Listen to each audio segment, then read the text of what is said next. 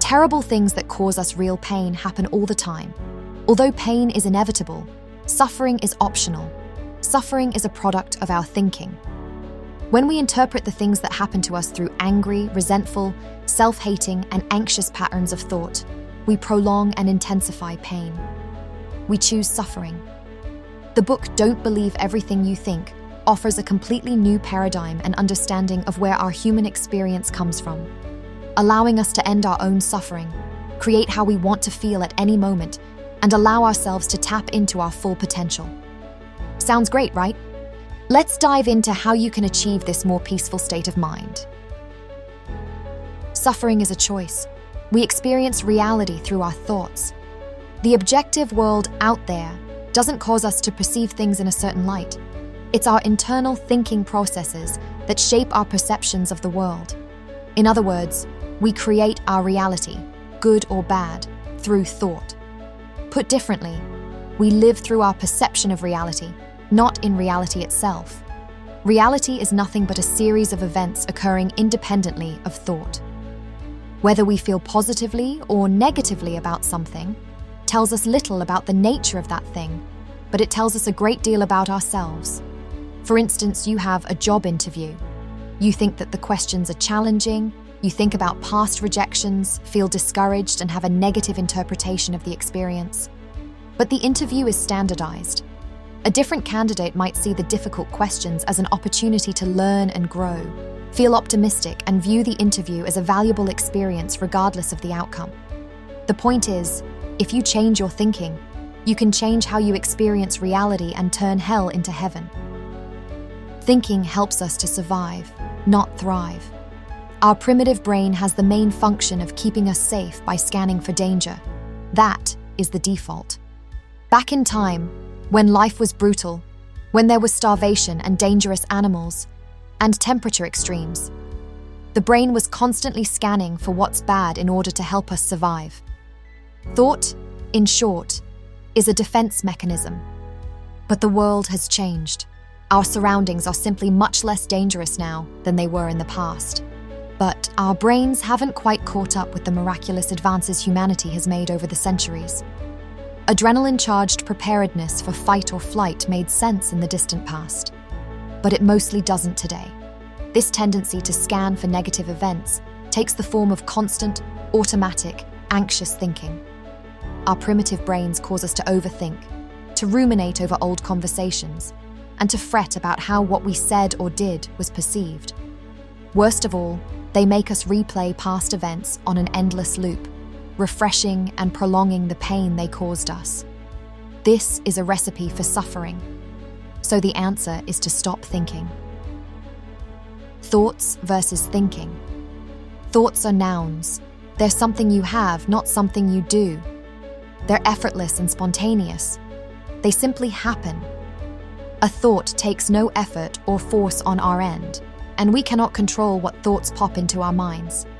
Thinking, on the other hand, is a verb. It's something you do. Essentially, it's the act of thinking about your thoughts. Thinking is energy-intensive, requiring effort and willpower, both of which are finite resources. To exemplify, imagine your dream vacation. Don't overthink it. Just let the image of you lounging on a beautiful beach prompt your mind. It arises naturally, and it makes you feel good. Now start thinking about the logistics, such as the cost, time off from work, or potential challenges. You may notice a shift in your emotions. Suddenly, concerns and doubts start to surface. You might worry about the expenses involved, question whether you can afford it, or feel guilty about taking time away from responsibilities, and start thinking you'll never be able to go on that vacation. So, what does this tell us?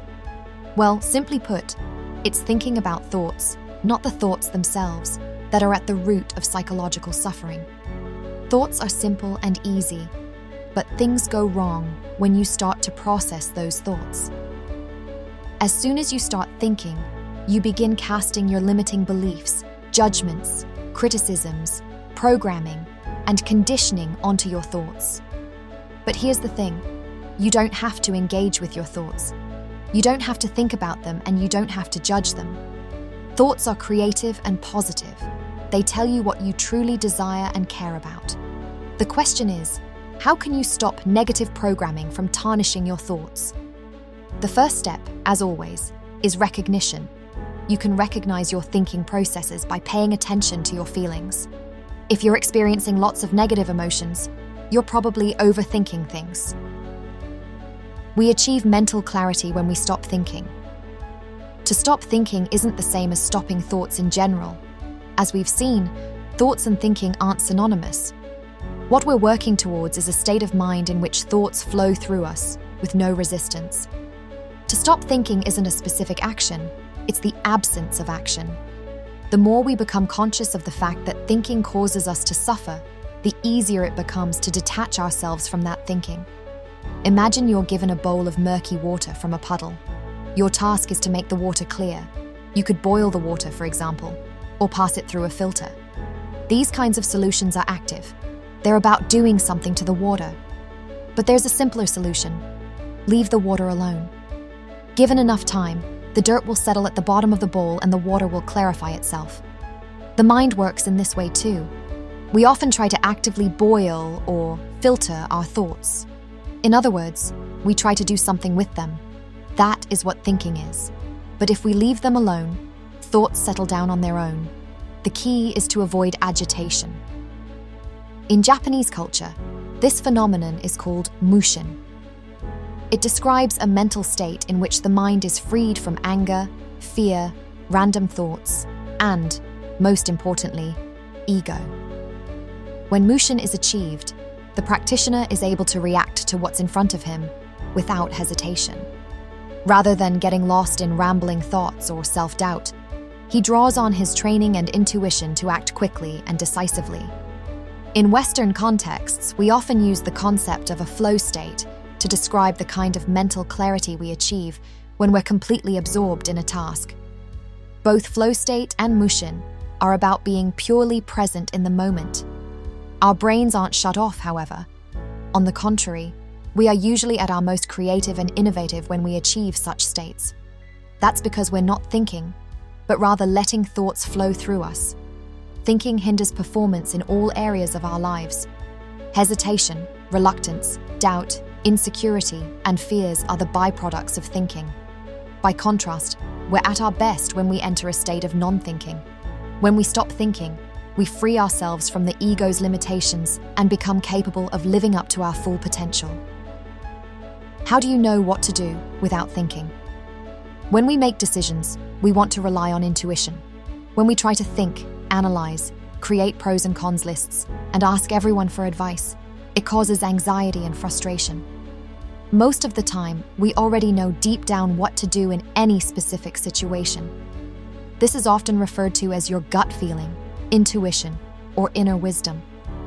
What we do is try to confirm our intuition with the external world, and this is where most of the negative emotions begin to surface, destroying our mental state because of everyone's opinions. Tuning into your intuition will help you not just survive, but thrive. In this state, you are creating because you feel deeply moved, inspired, and expansive. It feels more like a calling than an obligation. It's as if there's a powerful force of life within you that wants to be expressed and manifested in the physical world. This is why painters paint, why dancers dance, why writers write, and why singers sing. They feel pulled by a force to create something. If you have the faith and courage to stop overthinking and rely on your inner wisdom, you will discover the true joy, peace, and love you have been looking for. Thank you for watching. If you enjoyed this video, don't forget to like and subscribe. Keep learning, and I'll catch you in the next video.